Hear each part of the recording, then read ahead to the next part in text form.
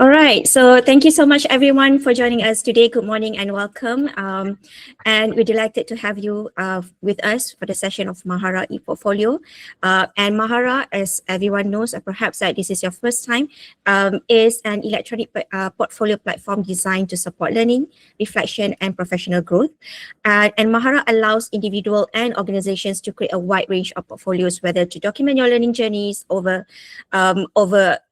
time, to showcase skills or competencies, to support assessment activities, to present projects, and everything can be done in a structured and meaningful way. And for today's session, we'll explore how Mahara can add values to both learners and institution, and especially within a broader learning platform ecosystems. And for today, we are honored to have with us Kristina. Kristina is a project lead of Mahara open source software. So welcome on board, Kristina, and she will be sharing insights into the key benefits of using Mahara, practical use cases, and how it can be seamlessly complement to your existing learning platforms. And once again, thank you so much for joining us. And without further ado, I'll give the mic over to Kristina. Kristina, over to you. Thank you so much, Isa, for organizing this webinar, the first one, at least, that I'm attending in 2026. So also a happy belated New Year to everybody here in the room. And I'm very happy to be presenting at this webinar that Pukunui Malaysia, who are a Mahara business partner, are organizing so that we can have more conversations around portfolios also in your part of the world. I am located in Aotearoa, New Zealand, where it is already afternoon. So my Friday workday is going to be a bit shorter than yours at this stage, because most of it has already happened. And so I'm really, really happy to end this week with the webinar, looking at giving you an introduction to Mahara, so that if you haven't already heard about it, can discover it for your own portfolio practice. And then if you have any questions, if there are quick ones that come through in the chat, please, I'll see that I can answer them directly, or as Isa had said earlier, I believe before the recording started, questions will also be answered in the blog that Isa and her team will be publishing, and we will also make the recording available afterwards. You already have access to the slides that you also see here on screen, and we'll also share those afterwards, because there are quite a number of links in there that you can then click and explore on your own in order to find more resources, get deeper into the topic of portfolios, and then also, chat to your Pukunui Malaysia team if you have any questions, or also join the community to talk things through. Now, what I would like to start you off with is that today I am going to talk about portfolios in general, but always with the background and with the baseline of Mahara and what is possible in Mahara, what people are doing with Mahara, what Mahara can be used for. We are actually celebrating our 20th anniversary later this year. So the project was founded in 2006 here in Aotearoa, New Zealand, and Catalyst IT, the company that I work for, has been the main contributor to Mahara from the start. I myself had started with Mahara in 2007, 2008 in Europe at a university, and then moved to New Zealand to work with a development team in the middle of 2010, and so have been working with Catalyst now for over 15 years on Mahara, but also initially on Moodle. So I do still have residual Moodle knowledge, which is very helpful because we do integrate with the platform, and therefore can also always make sure that we are keeping both platforms in mind when we are looking at the entire learning ecosystem, because often we do have the connection with Moodle for submission of portfolios in particular. And so before I continue, I would actually like to know from you very quickly, and that can just be a +1 in the chat if you like, what you are interested in. Are you interested in assessment for learning? Are you interested in continuous dialogue through feedback with your learners? Do you want to prepare your students for their future, for their career, for employment? And are you also interested in lifelong learning? If any of these 4 points, even just one of them, interests you, then you're right here in the session today, because that's what a portfolio can offer us. We have lots of possibilities. Now, the second question for you, so that I get a bit of an understanding of where you are coming from, is I would like to know, what is your portfolio knowledge stage? So kind of if you're looking at it from a butterfly perspective, are you in the X stage? You kind of heard what a portfolio is, but have not really explored it. And that's why you are here today in the webinar, because you just want to learn more about it. Or are you in a caterpillar who has been munching away, has been reading things, has been looking at things, has maybe already joined a previous webinar somewhere, or might have already had an initial conversation for a course or within the institution. So kind of the knowledge acquisition stage. Or are you in the stage of the chrysalis, where you've absorbed all the information that you can hold at the moment, and you're digesting it. You're kind of thinking about what you want to do next, how to go about it. You might have already started with a small portfolio activity. You might have had conversations with your colleagues about them. Or are you already a butterfly, that you've done all your investigation, you've thought about your ideas, you've created your activity, and now you're ready to share them with your students, to have your students create portfolios? Where are you at? So in the chat, we've got 2x in the most positive sense, that they are really, really at the start of the conversation of the portfolio journey, that you're right there. We all have a caterpillar, so somebody who's already exploring things, munching away on the knowledge, trying to absorb as much of portfolio energy as they can get. And we have another caterpillar. And then we have a bunch of people who probably haven't yet made a decision yet at which stage they are. So if you're in any of these stages, I do have something for all of you today.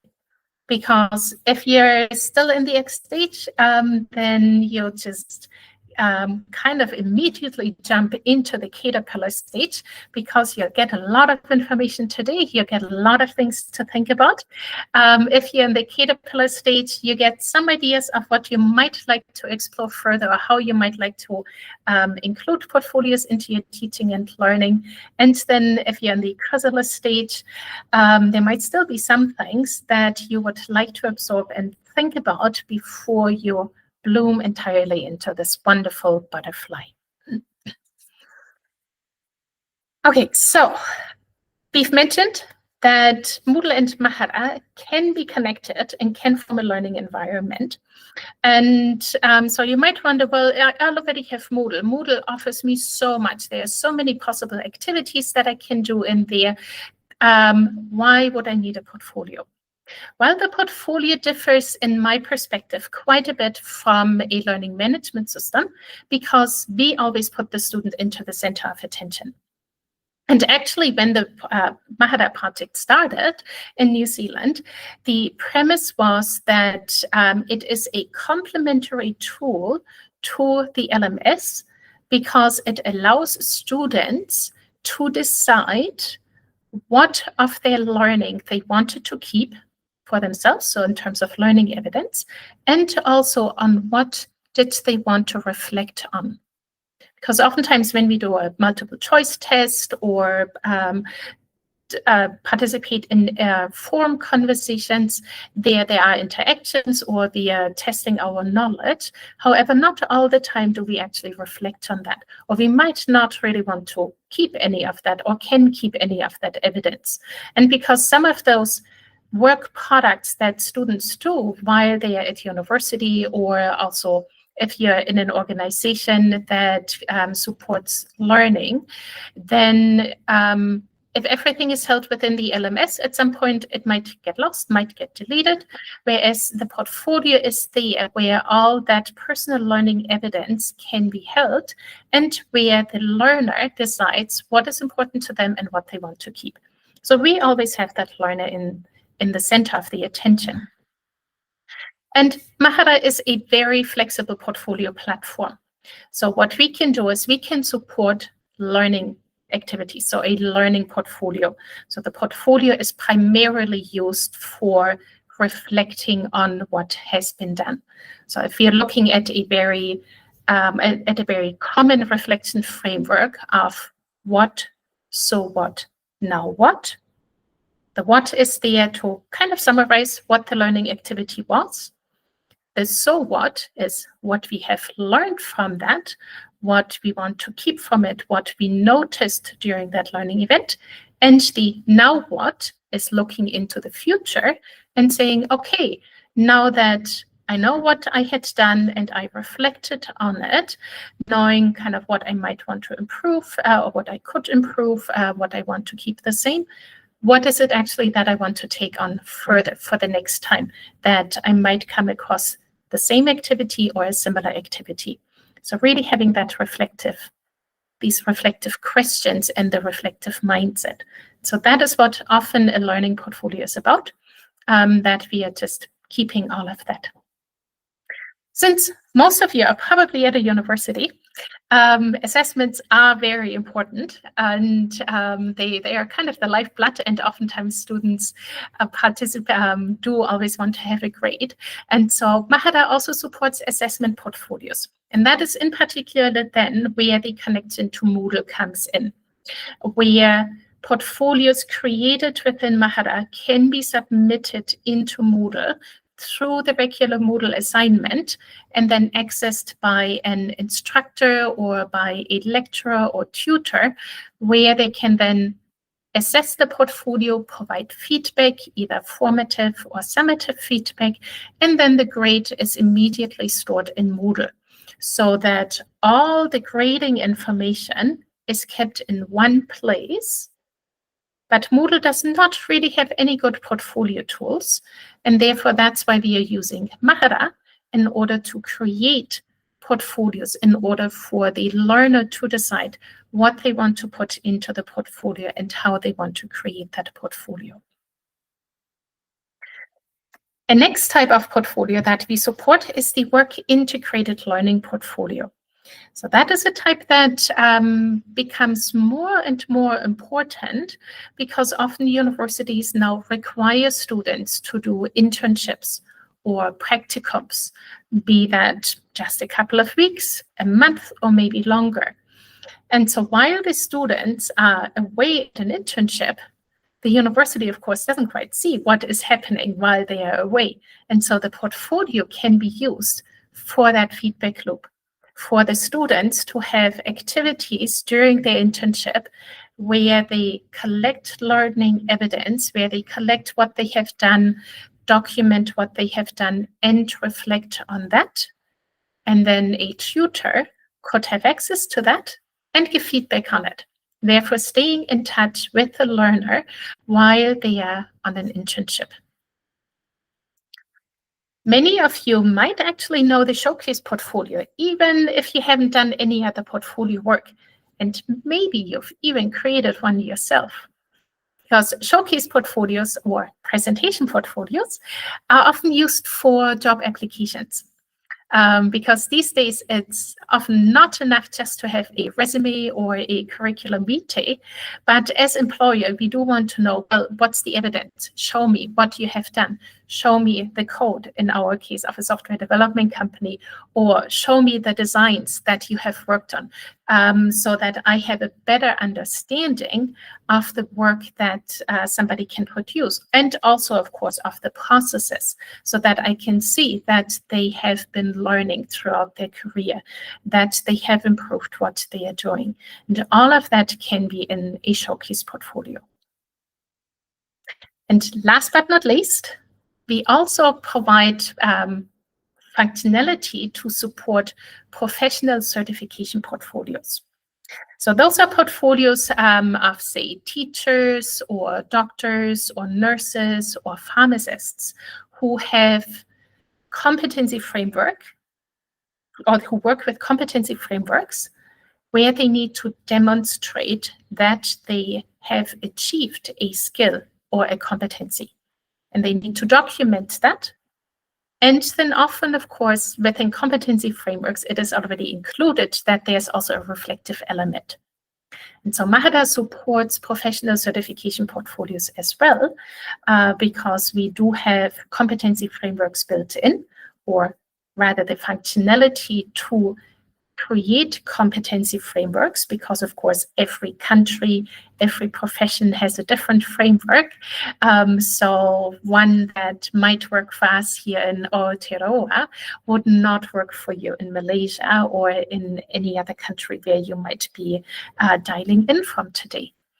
And therefore, we are flexible enough to allow the creation of competency frameworks, allow for the creation of tracking progress over time, and then also sign off on that, receive feedback on it, and also visualize that progress over time.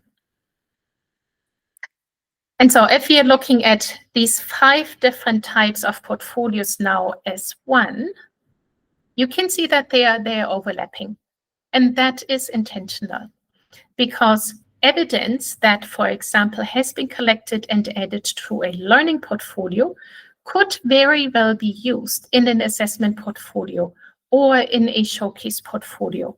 So by using an electronic portfolio platform like Mahara, you can mix and match your learning evidence without needing to make yet another copy, because a file sits already online or a journal entry already sits online, and therefore it can be repurposed in a different context, in a different type of portfolio. And so within your portfolio space, you can create as many portfolios as you like.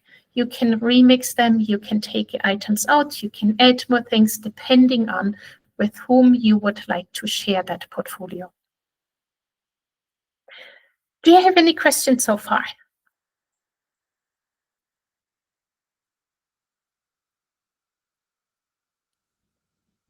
I mean, all good so far Yes. on my side. Participants, if you have any questions, you can start putting your questions in the chat. Yeah. I don't see any questions for now. Yeah. I don't see any either at the moment. So let's continue maybe to a couple of examples that I can show you. And before the recording, I gave a little activity to everybody. If anybody recognizes where I've taken these photos that you see occasionally, please do feel free to put it into the chat, because maybe we had been at the same places. And yeah, so feel free to kind of exercise your photo recognition muscle as well. But on to examples. What I can show you is public portfolios. And if you went to the live link that I had shared earlier, or if you want to look at these examples later on, we will have a link to the actual slides then as well, so that you can go through them at your own speed. You can click the image or click the link at the bottom in order to get to the example and see the full page, and also navigate through the entire portfolio, because this portfolio here in this case actually consists of 5 pages altogether. So this is a student portfolio at the University of the Arts London. They call their Mahara site workflow.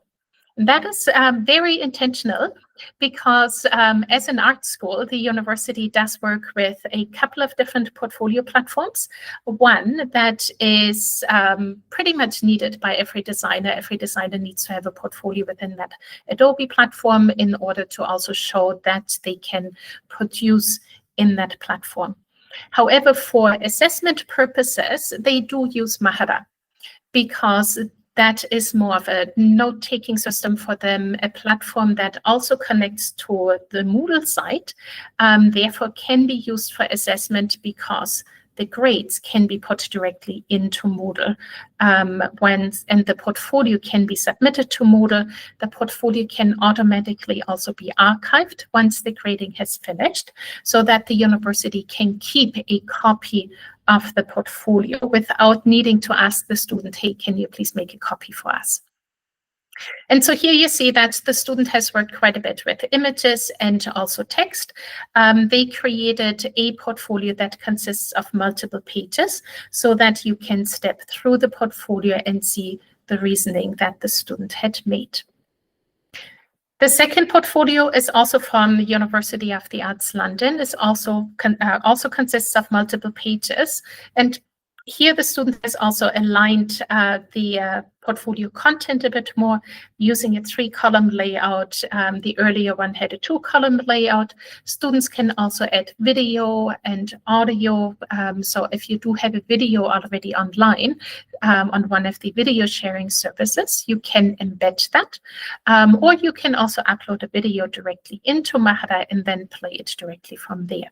So we have lots of different options to work with multimodal portfolios so that a portfolio is not just text, but also has visual and audiovisual components. Here's an example from from Dublin City University in Ireland. In this case, the student has a very clean look of their portfolio, provides some background information, created or uploaded the Venn diagram, and then goes also into the reflection and summary of their tasks that they had done. And again, it is a slightly different layout than we had seen before. All of these portfolios you can explore on your own. If you actually go to the homepage of the University of the Arts London of Workflow, then you can click any image and a portfolio will be shown to you. And so there's a lot of visual content there. Also, Dublin City University has a lot of publicly available portfolios on its help page that you see linked at the bottom of each portfolio as well, and so allows you to explore them further. Now, here is one portfolio from Teresa McKinnon. She used to work at the University of Warwick.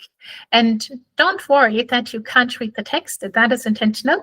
I do not want you to read everything that she had written in her professional development portfolio, or professional certification portfolio, actually, in this case, because this portfolio she created for her review when she was already a certified member of the Association of Learning Technologists.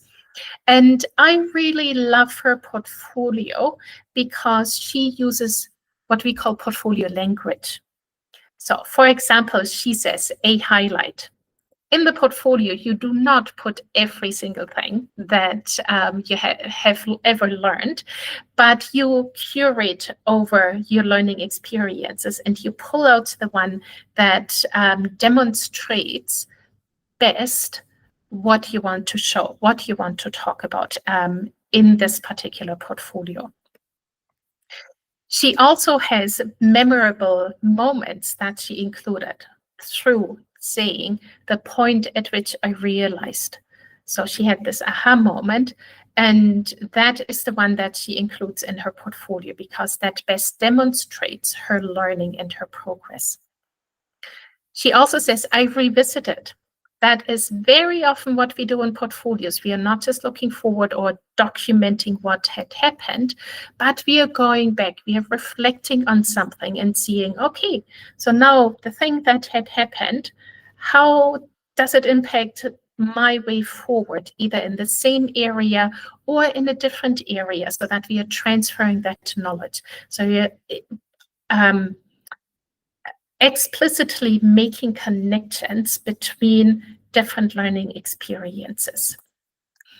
But because learning does not just happen in a vacuum or just by ourselves, for Teresa, there was also feedback and mentoring, which was very helpful. So we learn with others through conversation with others.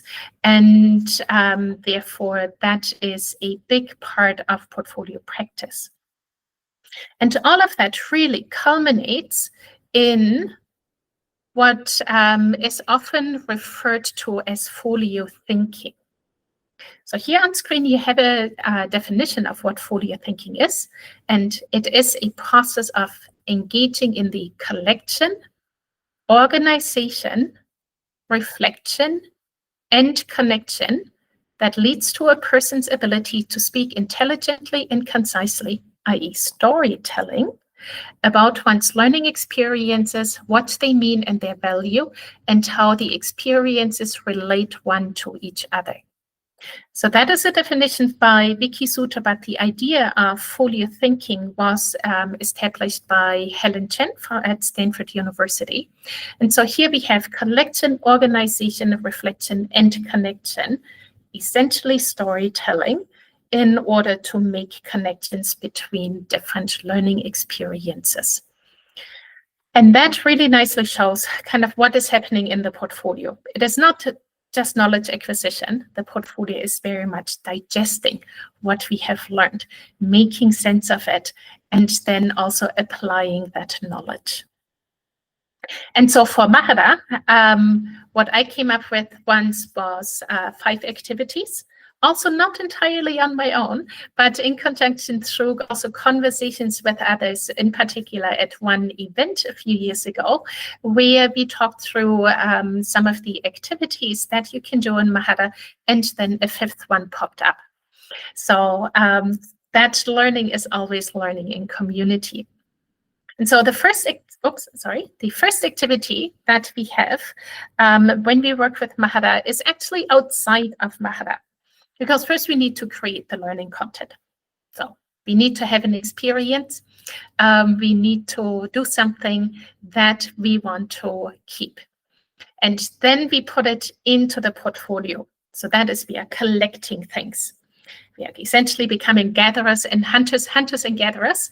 You can collect everything, and everything means files that you can upload, or you can write text, you can write journal entries, keep essentially notes of what you have learned, and then use those later to arrange in a portfolio. And that is the 3rd step, which is the curation. You curate over what you have. So kind of like a museum curator. Because if you think about a museum, you have the archives typically in the basement or in an annex building. And when you have an exhibition, you hardly ever see everything that a museum has in its archives. You see a small part of it because the curator decides what is shown, what works best together, what the theme is of an exhibition that they want to achieve, and that they also want to showcase the artwork or any other items that they have in their archive on.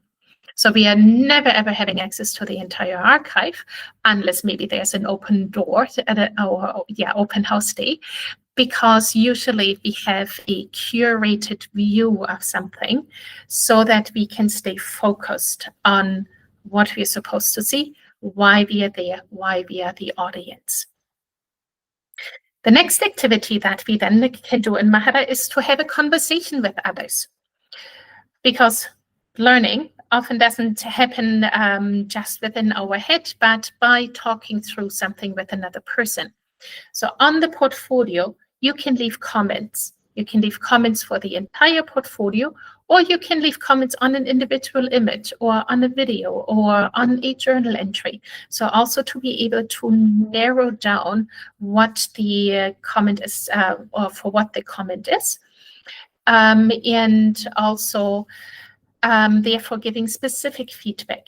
And once you've given the feedback to somebody, that learner can come back with another comment. So you can have conversations on the portfolio, which then enrich the learning.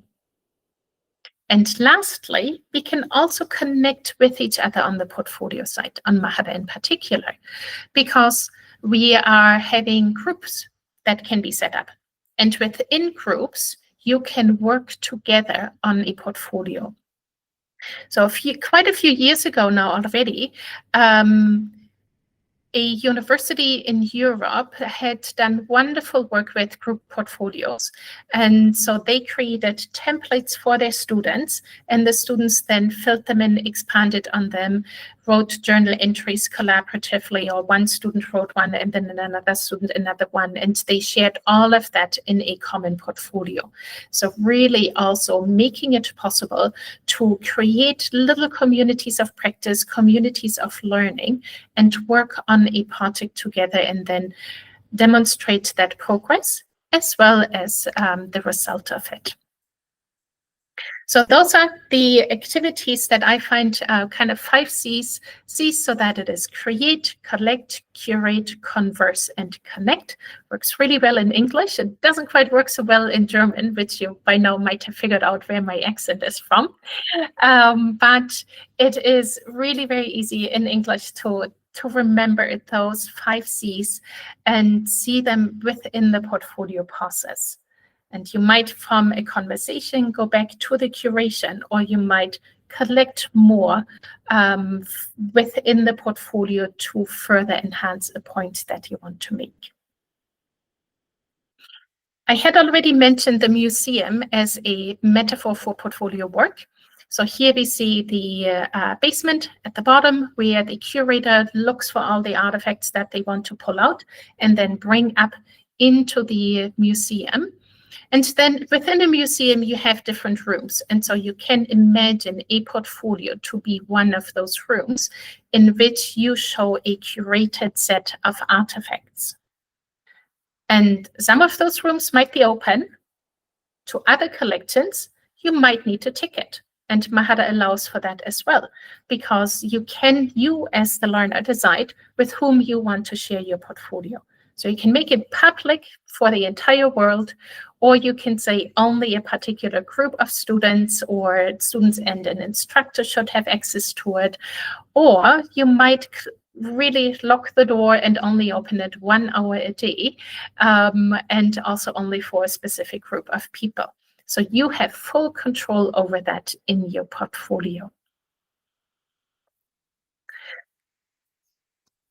Now, we've talked a bit about the past of Mahara, but I also want to show you kind of what we are working on going forward, because, of course, Mahara has existed for a number of years now, almost 20.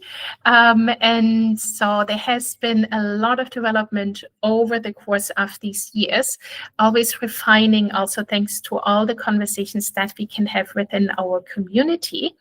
And so we are continuously improving the platform and also existing functionality within it. And so this is a very busy slide. So do please feel free to click on it. And then once you have the deck, or if you have the slides already open, and you'll be taken to a page where there is information also in a more accessible way if you wanted to highlight words. So we are currently in the now stage and working very hard on getting our new version of Mahara up and running, which we will publish by the end of April. Mahara will look quite different from what it looks at the moment, because we are doing a major usability revamp, refresh of the platform. in order to make workflows easier to follow and also to bring back more consistency in the platform. Because, of course, over the years, we've added lots of new functionality. We experimented a lot with different interfaces, and you can appreciate over the course of 20 years, of course, the internet and how we navigate the web has changed quite a bit. And so we, of course, have also been innovating along with the rest of the world. And now we just wanted to take a step back and see, okay, how can we bring all of that back into a more cohesive way of looking at it, to then also make it easier for learners and instructors to navigate the platform and also take advantage of what is currently the preferred practice in navigating complex platforms like Mahara, because we do offer a lot of functionality. So that is kind of a bit of our main focus until the end of April.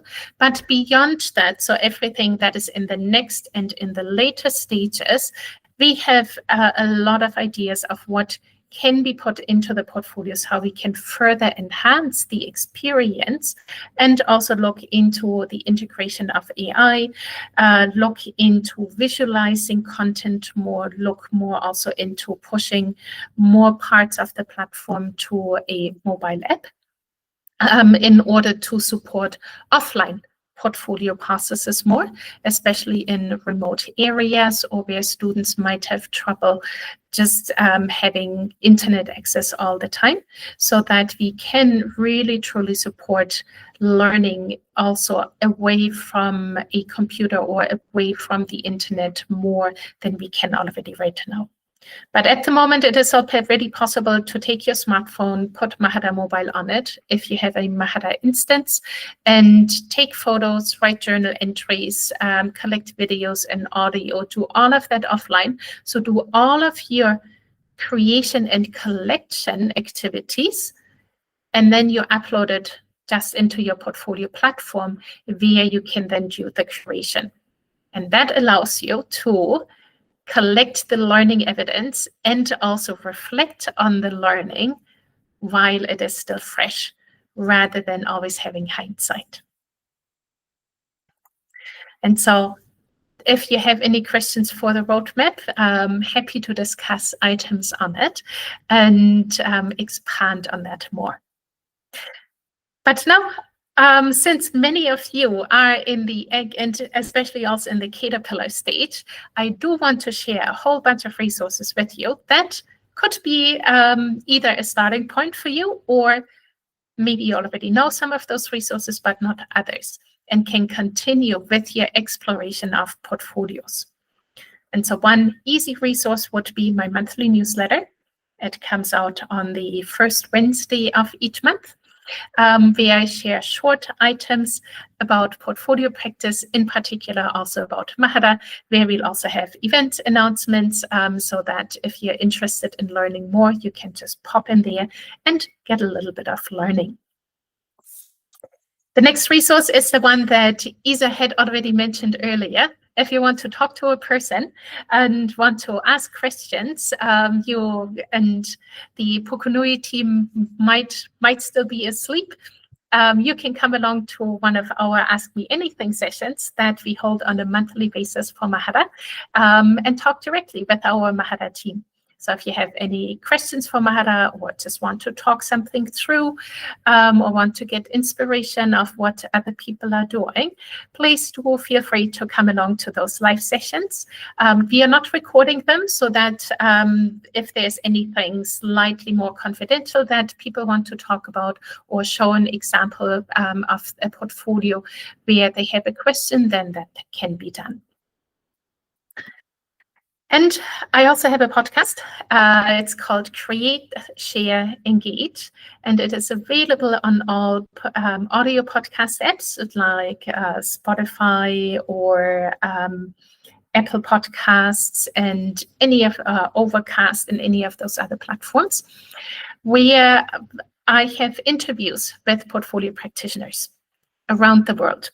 Currently, we are on episode 86, so it comes out every other week with a new story. And in the podcast, there are so many examples of very varied use of portfolios, from your kind of standard using it in nursing or teaching, all the way to hearing that people use portfolios also in forestry, musicology, or also engineering, or in chemistry at the school level, for example. And so all of these stories are stories, and portfolio practitioners reflect on what they have learned over the years, and they are very willing to share all their experiences with the rest of the community so that we can all learn from them what has worked from them. And so there's talk about assessment portfolios, about showcase portfolios, using portfolios for internships and the like. So there's something hopefully for everybody. And we are going to continue having conversations with people on the podcast and sharing their stories. And then there's more free resources, number of publications that have been produced over the last few years. So with Enable, the Association for Authentic, Experiential, and Evidence-Based Learning, we've created digital ethics principles that can be a guideline for portfolio use. So we have 10 principles altogether that cover a wide range of digital ethics concerns that pop up when we are working with sometimes very personal stories of students or learners, and want to share them. We are looking at privacy, diversity, equity, inclusion, belonging, and decolonization. We are looking at support, where is data stored, and all of those things. And then there's other resources on there as well that are all free, so that you might get bit more insight into certain areas of portfolio practice. And then if you do want to get in touch with me, here are my contact details. And I'd love to hear more of what you're doing with portfolios, what you'd like to be able to do with them, and any other questions you might have. So I do see a question in the chat, so I will just quickly read that. But now I have the invitation to you, because we still have about 10 to 12 minutes in the session, to ask any of your questions if you like. Thank you so much. Yeah, go ahead, participants. You can, turn on your mic if you would like to, or you can just type in your questions in the chat next to it. That's very insightful presentation, Kristina, and it reminds me of when we start doing using portfolio the last time with the students. The aim is actually to make sure that they achieve the higher level of HOTS. So with portfolio and Mahara, coming on board to help us, that was in 2014. We can actually have all those activities and get them to reflect. The reflection itself is a higher order thinking skills activity, and hence the reason why it's very good for assessment, and also of course for learning portfolio. And not many students are able to do a proper reflection, and it actually something that they have to be trained, and they need to keep on doing to master that. That skills is a skills on its own, from my opinion. So yeah, it reminds me when you mentioned about 5 C's. It really reminds me of all the sets of how we start off doing reflection, and of course to compile it into an e-portfolio. So yeah, the question from Dr. Tan, would you like to me to read it out, or would you like to have a look? I think it'll be good if I just quickly read it so that we do have it more easily on the recording, because it's a wonderful question. Thank you so much for it. Just trying to find where my mouse is. In the meantime, I also put in the link directly to the slides so that you can navigate them yourself. But the question is, recently, we have had a field visit to food industry. The students were asked to write their reflection report based on a template in a Word file, and then the students submitted it in a PDF file in eLearn, which I assume is the Moodle site. Yes, it's a Moodle site. Thank you for confirming. I'm not sure if this report can be imported into Mahara or the students need to redo by copy and pasting their content into Mahara. Very good question. And further down is a clarification. Their reflection report is an assessment in one of the modules. Yes. Thank you so much for the question. That is kind of where we come in from. If you're thinking about writing a report, pushing it into Moodle for assessment versus creating it as an e-portfolio, that the benefit of creating it in a portfolio comes not from just publishing the PDF, because then that happens outside of the portfolio anyway. And just if you need to have a PDF report, then it would be easier just to use the assignment in eLearn and push it there. But if you, for example, wanted your students to be able to create the report throughout a period of, say, 1 or even 2 or 3 or 4 weeks, and gradually populate the report based on the experiences that they've had, and then also share images or videos in particular, because of course in a report you can put images already into a PDF file. And also, if you wanted students to have a bit more creative freedom around their reports and what they wanted to put into the portfolio. So it can still be a template, but it could be a template with the headings for the individual report sections, and then students provide text narrative, provide a reflection. You can provide the questions, the reflective questions directly on the portfolio page, and they can also add supporting evidence and are free to arrange it on the page. Because essentially with the portfolio, when it is an electronic one, what they're doing is really creating a mini website with very simple tools, so that they do not need to know a lot about creating web pages. Then we have a second question. For any submission to be done by students, what is the maximum file size to be uploaded? Because in the past, they recall that it was 250 megabytes. That is entirely up to the organization. So Mahara itself does not limit the file size. So for some of our clients, we have enabled it for 1 gigabyte or 6 gigabyte uploads of individual files. Others have it smaller and also have a quota limit for the students, just also to prevent that excessively large files are shared. Because if you upload a file that somebody needs to view, then the viewer also, especially if it's a large file, needs to have a very good internet connection in order just to download it. So if you have an image that is only displayed this small, so just maybe 400 pixels by 300 pixels, but the student uploads it in a one format, then that is a bit too much always to download. And so we can already automatically scale down images.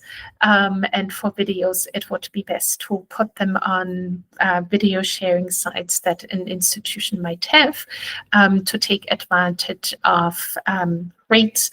And if you do upload a video to Mahara, then it might be good to have that a bit downsampled.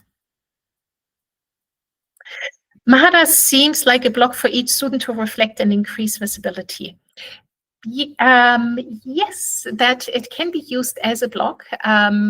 We do have a journaling functionality included, but it also goes beyond the blogging functionality, that we can also share content more also in lists or have continuing professional development activities listed, which is not so easy maybe to do in a regular journal entry, because then you need to create a table yourself, you need to format it. Whereas if you use built-in functionality within Mahara, then we provide the infrastructure and also do the calculation for you, so that if you if you have a whole bunch of CPD hours, then we sum them up automatically. We can also categorize them to make it easier to display them.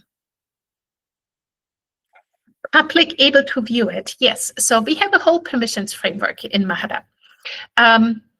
If you're looking at Moodle, typically your Moodle courses or your e-learn courses are available for the students that are enrolled. In some cases, you might have guest access, and that's typically the extent that a learning management system allows access to a course. For the portfolio, it is not the instructor who decides who shall have access to the portfolio, but it is the learner. And so the learner can decide, so if, let's say I'm the learner, I can decide, do I want to share my portfolio only with Isa? Then I can do that. Or if we were all here in our webinar group, if we created a group in Mahara, I can decide I only want to share my portfolio with you. Then anybody who's not in today's session will not have access to it.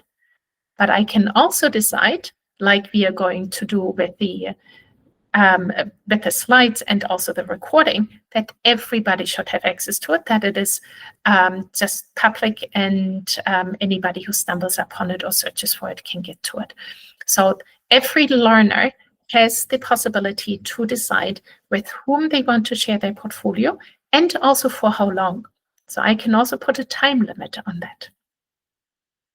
And I can also already set up my portfolio today and say immediately I want to share that portfolio with Isa, but Isa should only get access in a month to that portfolio, and then automatically within a month, when the date comes, Isa will have access and I don't need to do anything. So that is in a way similar to how you also work in Moodle/eLearn, enable course start and end dates, so that you do not need to get up at midnight or be still up in order to open a course for students. And so with the portfolio, you also have quite a few access controls, actually more I find than within the learning management system, because we can make things public and we can also restrict things. When students share their portfolio with me as a person, why can everybody in the group still view and edit it? How can I make it visible only to the shared person or selected people? That is something where I would need to look at the permissions of the portfolio and also where was the portfolio created. It sounds like the portfolio was created in a group, and then because typically when a portfolio is created in a group, every group member has access to it. There are possibilities of restricting it. So I would just need to have a quick look at it and see where it is, what the permissions are, in order to know why that is happening. So we have a couple more minutes left, maybe one final question if there's one, before Isa tells us a little bit more of what the next, what you can do with Pukunui and how you can continue the conversation. Yeah, can I ask a question? It's been with me for so long, actually. One of the TVET institution would like to use portfolio and it's Mahara portfolio, but they have this one condition of which whenever that the students submit their learning portfolio, that is more of the showcase portfolio, they need to submit that to a few, there are a few layers that of assessors. So they have to send to the first supervisor, and then the next one is manager, and then coming back to supervisor to, and display the marks. I know that with the recent update of Moodle 4.5 and above, we do have the assessment where we can have all these markers, call it markers, to and send the assignment to different markers. So if we integrate Mahara with Moodle and do that activity, will that be able to perform as per the assignment is? Yes, so if your Moodle assignment allows for a marking workflow and reassignment of markers, then Mahara will support that. You're doing that with a different learning management system, where there's also reassigning and status changes of the portfolio marking workflow included. And so that is definitely supported, because when you connect Mahara to Moodle, especially I would recommend the Mahara assignment submission plugin, because that fully integrates Mahara into the assignment, and then you can use many of the assignment features that are included in Moodle. And that is then use it with rubrics, use it with feedback comments, marker allocation. And because really, instead of uploading a file into the assignment, you put a link to the portfolio into the gradebook that then a marker can click. And so if you then reassign the marking of that item, that creatable item, to somebody else, then that other person will be able to see the link and click it and leave feedback comments. So yes, that would work. Oh, that's great. We do have two more questions. Yeah. Does Mahara portfolio encourage multiple users to collaboratively edit a single portfolio, maybe for group work assignment? Yes, we have the possibility for that, because you can set up groups in Mahara and then people can work together on a portfolio. And currently there's actually, and that is also on the roadmap, currently we have work in progress that is sponsored by Dublin City University to make group assignment submission into Moodle possible. Because currently only students can individually submit their portfolios into Moodle, but it will be possible to also create a portfolio as a group and then submit that as a group assignment into Moodle, so that one person submits it and 4 people will be graded. And last question, do you have any plans to enhance Mahara with AI features in the future? Yes, we do have ideas. Currently, we don't have extremely concrete plans, because we are wanting to get Mahara 2604 out with the redesign, and then we can look further into AI parts. But we have had conversations over the last 2.5 years with projects, in particular in Germany, that look into analyzing portfolios, in particular text analysis, but the University of Bremen also looks into multimodal artifact analysis, so that we are looking into the research that they have been doing and seeing how could that be integrated into Mahara. Is that something that is also of interest to others? So we will definitely have more conversations around that in the future. In the past, I've talked quite a bit about a reflection bot riff and the possibilities there for guided reflections, and if that is something that people would be interested in for us to also provide within Mahara.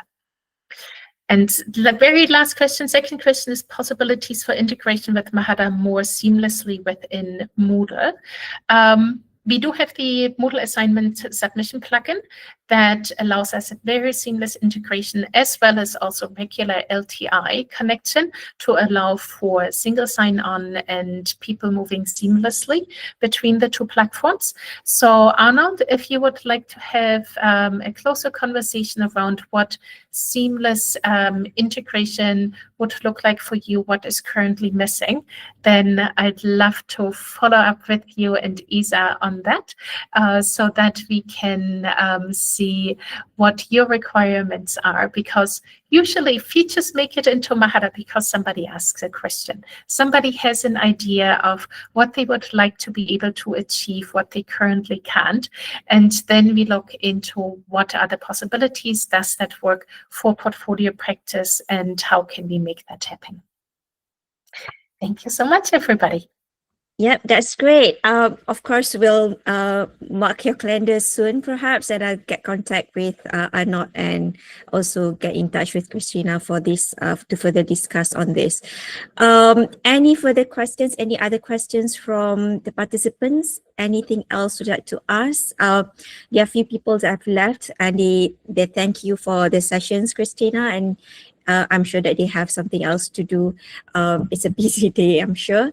But yeah, I second them that this has been a very good session. It's a short session. It's only 1 hour, but we managed to get quite a meaningful information about Mahara e-portfolio from you. So thank you so much for sharing your sharing with us today, Kristina. Before we leave the session, right, I would like to share, I'm sharing the screen if you guys can see my screen right now. So today's session with Mahara is actually the first webinar for this year, and Pukunui, we are actually intended to have at least once a month session, on the pedagogical side, if not the technological side. So we welcome everyone. If you have any topics that you would like to share, or if you want to become our speakers, or you want to collaborate with us. So for today, we thank Kristina on behalf, from Mahara for being the first speaker for our webinar in 2026. And next in February, we'll have another speaker, and that it will be under with Compilatio. You have heard about Compilatio before. Some of you might not have heard this. And there's a question about AI just now. And I'm sure that once we have Mahara integrated with the assignment, and if we have Mahara in AI version, and I'm sure the next question is, how can we prove that this is actually the students' work, or how can this be proven as the thought by the students themselves? So and that session will be with Compilatio next month on the 27th. So do check out our webpage. I will share the link with you later on. And that's QR is actually for today's participants. Please feel free to to give your feedback on today's webinar, so that I can do better in the next round. Once again, thank you so much, everyone, for your time and participation today. And of course, to our speaker today, Kristina, hope to see you guys again one day. Would you like to have a photo taken? If anyone wants to have a photo taken, I would like to have that. Can we have a photo session for a while? Can we just have a short photo session? Everyone to turn on their camera. Yeah, thank you so much, Anna, for joining us. Hi, Dr. Nazar. Yep, thanks, Vinny. Vinny, would you like to take photo with us, all of us today? Hi, Zach. Let me adjust the view. We'll go on tile. There you go. Oh, okay, Dr. Tan, no worries. All right, if everyone's ready, the other one is my account. So, okay, in 3, 2, 1.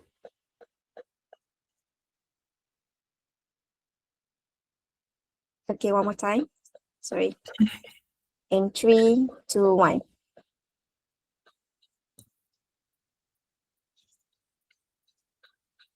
Okay, that's good.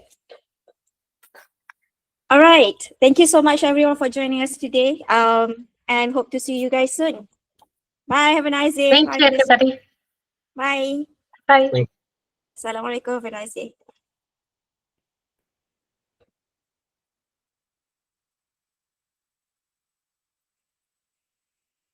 Isa, do you want to stop the recording? Yeah, I will. Oh, yeah, I will stop the recording.